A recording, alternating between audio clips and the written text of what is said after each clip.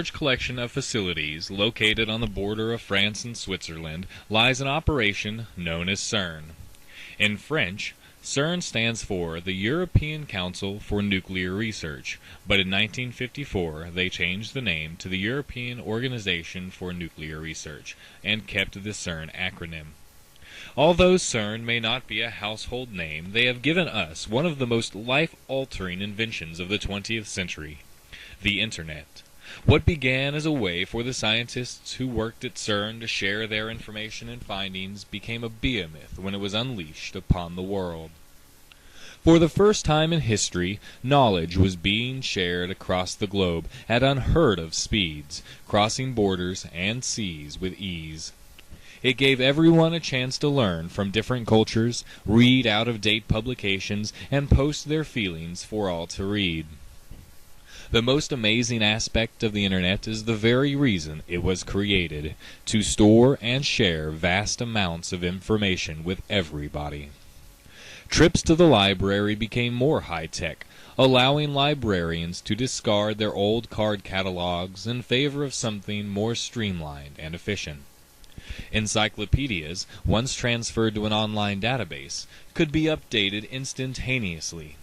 Foreign newspapers could be read as they were published, giving us a window through the earth to the other side of the world.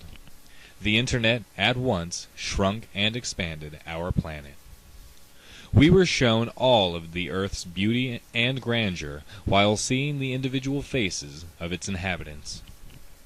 This was a perk of the Internet I'm sure no one foresaw, the vast global bonding it enabled. Suddenly, pen pals could write to each other on a daily basis and not wait for slow snail mail. Websites were created which allowed people to expose themselves to the world and to make friends who shared their same feelings.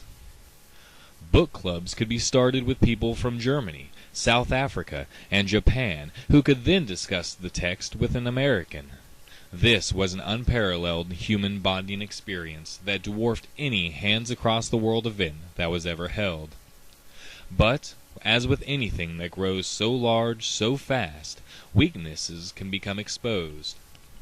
Our planet has shifted to the Internet quickly and without looking back.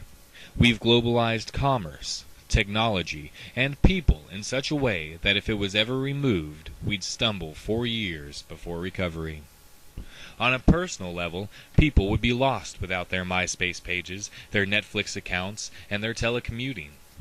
Satellite campuses that rely on parent colleges to provide online support and material would have to rely on manual transportation of its goods and services. Information would once again become expensive and rare.